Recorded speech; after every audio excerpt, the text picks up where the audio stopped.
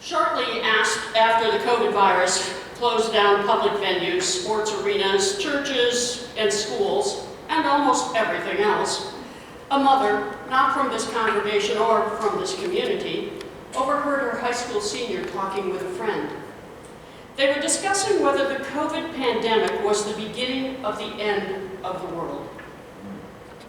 Projections about the severity of the illness, the percentages of deaths per infection, the lack of a vaccine or effective treatment, the lack of hospital beds and ventilators, having no planned response, and the rapid rise of cases were a great cause of concern for these two seniors. And they were quite serious as they wondered out loud if this pandemic was the beginning of the end for our planet and for their futures.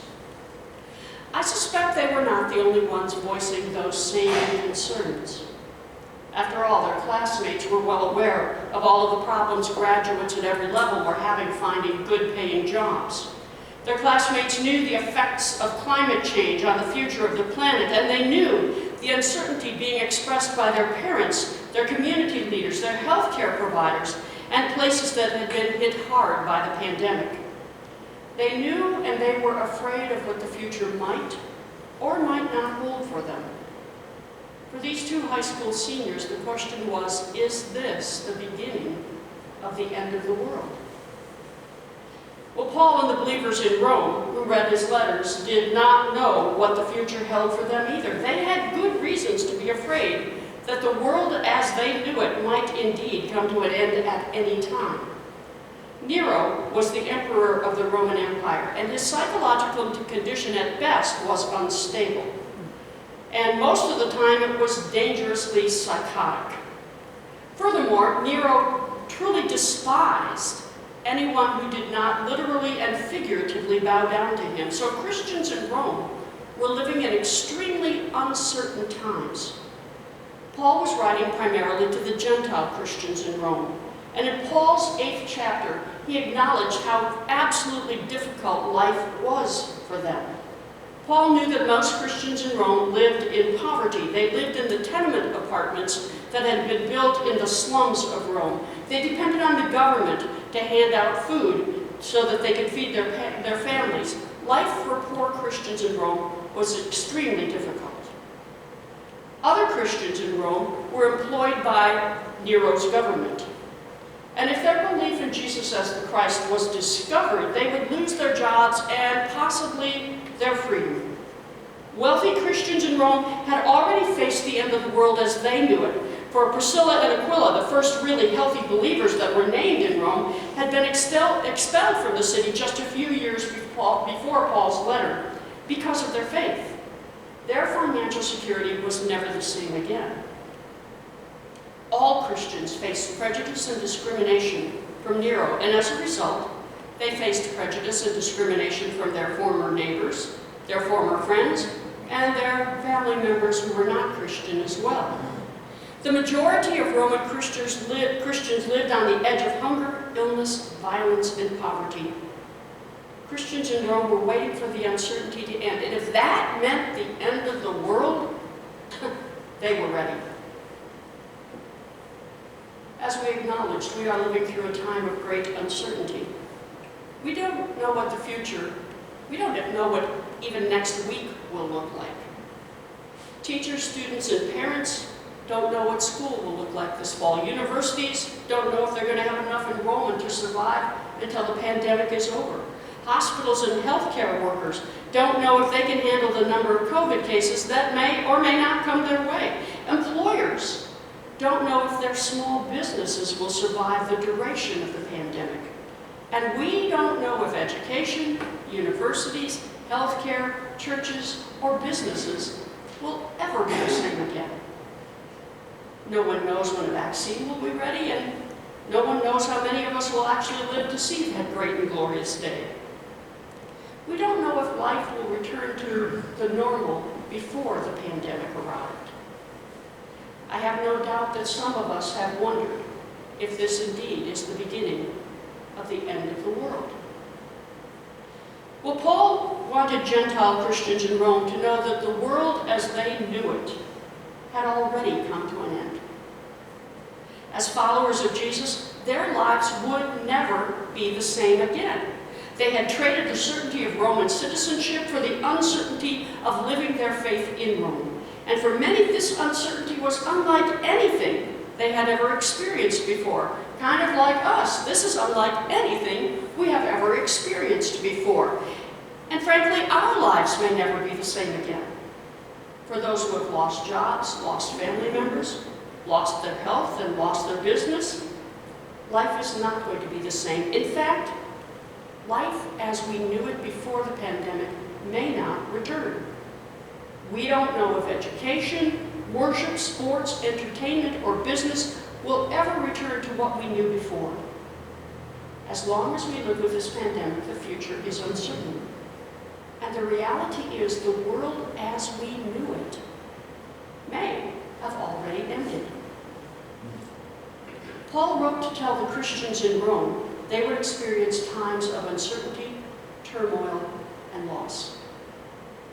The Roman way of life they used to count on, and the certainty that came with them, the security with them, for them, that was gone. The world that they had lived in had ended for them. So their only real certainty in life was God's presence and God's love. The world as they knew it would never be the same, but God, through Jesus' death and resurrection, had promised new life for them in this world and the next. God's love and Jesus' promise of new life now and then were their security. God's love and Jesus' gift of new life were the two things they could be absolutely certain of, because life with Jesus would be better than anything they could possibly imagine. Friends, we're encountering the end of the world as we knew it. Most of us have adapted to the changes that the pandemic has brought with it. But some of us are still holding on to the idea of returning to what normal looked like before the pandemic came. But the world as we knew it has already begun to change. It's already begun to end. And what the future will look like is uncertain. So when we face uncertainty and all the anxiety that that can bring, all the fear that that can bring, because truly, how many of us really love the unknown? When we face uncertainty, our only security is found in the God we know through Jesus our Christ. As imperfect mortals living in an imperfect world, we know that life is filled with uncertainty, and most of the time we're really good at ignoring that reality. But in times like this, when the future is filled with uncertainty, we can remember that Paul told us our only security is found in the certainty of God's love through Jesus' gift of new life. God and Jesus are our security as we wait to see what the world looks like when the pandemic is finally history. Now, if I had been included in the conversation with those two high school seniors, I would have assured them that the COVID pandemic was indeed the beginning of the end of the world as they knew it. But so was the day they took their first breath of life. So was the day they learned how to tie their shoes. So was the day they learned how to use the big person potty. So was the day they went off to school. Every new event in their lives, every milestone marker, when they learned to drive, it was the end of the world as they knew it. In fact, the COVID pandemic would not be the last time that the world as they knew it began to end. Now, some beginnings would be joy-filled, some would bring sorrow, but God would give them new life each and every time their world ended, and that new life would be better than they could possibly imagine. Through all the world-ending events of their lives, they could count on God's love to give them hope, and they could count on Jesus' promise of new life to give them security. Which means, friends, every time the world as we know it begins to end, we can count on God's love. We can count on the gift of new life that Jesus offers us in this world and the next. And that really is the only security that we need. God's love and Jesus' promise of new life guarantee our future. We don't know what that's going to look like, but we never have known what it's going to look like. We think we do. But how many times has the next day, the next hour, the next minute taken us by surprise? And somehow, with God's love and Jesus' gift of new life, we move forward. We don't know what the future looks like, but ultimately, because God is our security, it's going to be better than we could possibly imagine. When we're overtaken by anxiety, when we begin to be afraid, let's remember all the times in our lives the world as we knew it has already come to an end. And let's remember all the times that we found security in God's love and excitement in what came next. That's exactly what's happening now. That's God's promise. Amen. Amen.